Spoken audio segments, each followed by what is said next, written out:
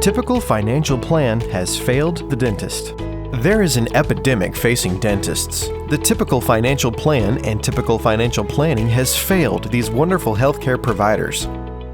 Early in their career, they were told to set aside as much money as allowed in a qualified retirement plan like a 401k.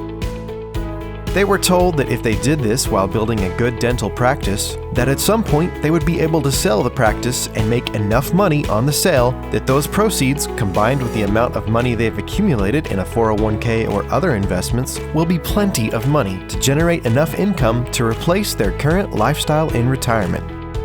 This plan isn't working.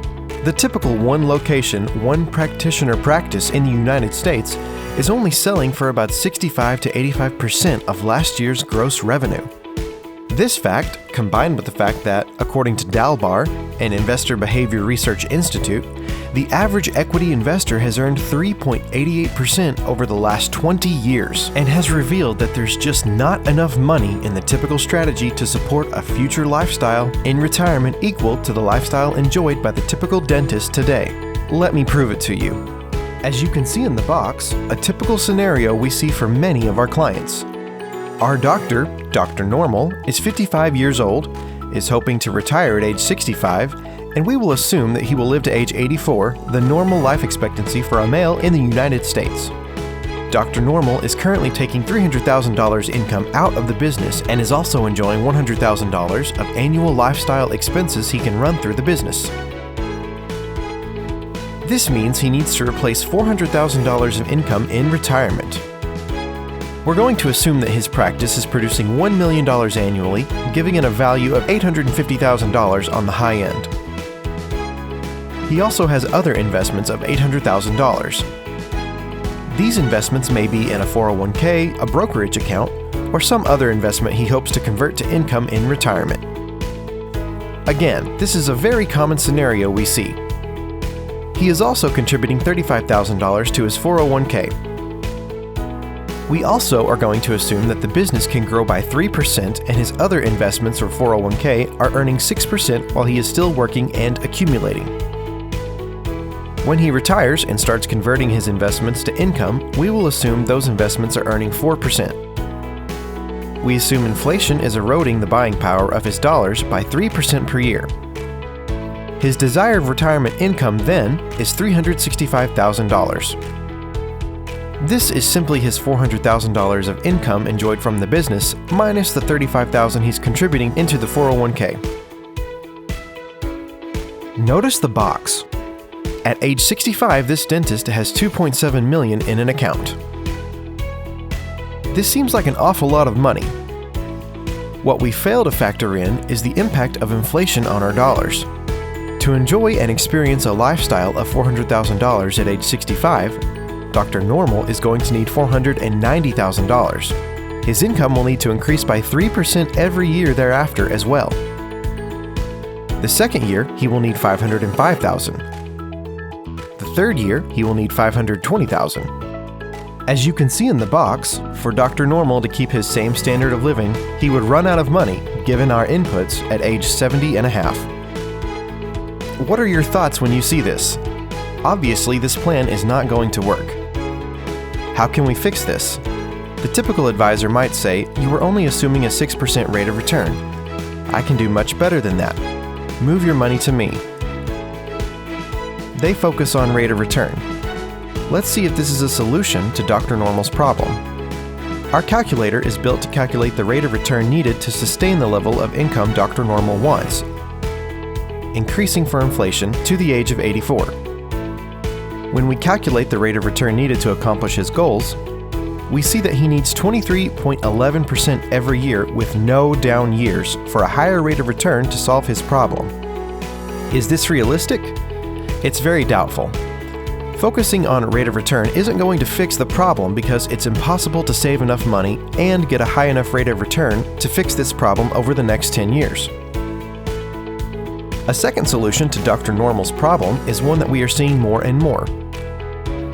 He might say, "Well, I won't retire at age 65, I'll just work longer." Our calculator proves that Dr. Normal will need to work until age 75 while saving at the same rate to have enough money to sustain his current lifestyle adjusted for inflation. At age 75, he then has enough money to just barely squeak by to age 84. What happens if he lives to age 85 or beyond? Many dentists could work to age 75, but this alone is a major sign that the typical financial plan has failed the dentist. A third solution that might solve Dr. Normal's problem is to spend less in retirement. He, like many, might say, well, I won't need $400,000 in retirement. I'll just spend less. As you can see, if we ask the calculator to tell us the maximum amount he can spend in retirement, his first-year income can only be $171,000. This is a drastic reduction of lifestyle. It gets worse, however. Once adjusted for inflation, that $171,000 will only spend like $127,000 in 10 years. Could Dr. Normal survive if his income was cut by 2/3 tomorrow? Maybe, but the day he learns this is his fate is not going to be a very good day. Once confronted with these problems with his plan, Dr. Normal might logically say, well, we just need to figure out how to save more money. We'll reduce our lifestyle now by saving more money, and then we'll be able to retire and we'll be fine. Let's see if this will work. When we ask the calculator how much he needs to save every year for the next 10 years to be able to retire with the same lifestyle, we find that he needs to save $404,000 or $33,000 per month. Dr. Normal brings home $400,000 a year. Saving $404,000 is impossible. The point I am trying to make is that all the tools the typical financial plan and planners have in their tool belt are inadequate to solve Dr. Normal's problem. But I've left a solution out: growing the value of the practice. A typical financial planner does not focus on growing the value of your business. The typical financial planner has no expertise and is not financially incentivized to help you grow your business. Could growing the value of his business be a solution to Dr. Normal's problem? If you'll notice in the box, when we calculate how much we must grow the business every year for Dr. Normal to retire with his current standard of living, we see that we need to grow the value of his business by 23% every year. Of all the solutions available to us to solve the dental retirement problem, which can actually be achieved? Increasing the rate of return on your current investments to 20% per year? Not very likely. Saving $404,000 per year? Impossible. Working to age 75? That's a bitter pill to swallow. Spending 65% less than you spend now in retirement? Another bitter pill. But what about growing the value of your dental practice by 23%? Is this doable? It is. Let me show you why. To understand what drives the value of a business, including a dental practice, look at it through the eyes of an investor. Many business owners believe that the main thing that makes their business valuable is profit. They believe that the best way to sell their business for more money is to increase their revenue and profit. While this can increase the value of the business, it's not the place to focus on to get buyers to pay a lot of money for the business. I often ask clients, if you were not a dentist and were just a guy with money that wanted a place to put it and earn a return, would you buy your practice? Most say no. See, the reason single-owner doctor dental practices do not sell for very much is because the main value of the practice is in the ability to deliver the technical skill of dentistry and get paid for it. Most dentists haven't really created a business. They've created a job for themselves. This is the kiss of death when it comes time to sell. If an investor buys the single-owner doctor practice, a big chunk of the value walks out the door with him or her. What is the investor really buying? They're buying a job for themselves, and an investor is not interested in that. Here are 7 ways to ensure you are building a company and not just doing a job. 1. A job requires that you show up at work to make money, whereas a company generates revenue whether you are there or not. 2. A job is a place where your personal reputation impacts your results, whereas a company is a place where the brand is more important than the personality of the founders. 3. A job requires you to use your personal experience and expertise to get a result, whereas a company is a place where a process, not a person, consistently produces a desirable result. 4. In a job, you get fired for taking too much vacation, whereas if you own a company, the more vacation you can take without impacting your company's performance, the more valuable your business will be. 5. In a job, the harder you work, the more money you earn. In a company, the smarter you work, the more money you earn. 6. In a job, you solve the problems. If you own a company, your employees solve the problems. 7. If the majority of your customers know your mobile phone number, it's likely you have a job and not a company. Confession. Up to 80% of most dentists' net worth is in their practice.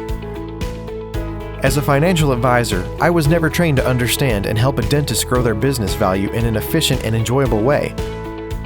I was trained to go find people that had money and get them to give it to me to manage. This never sat well with me.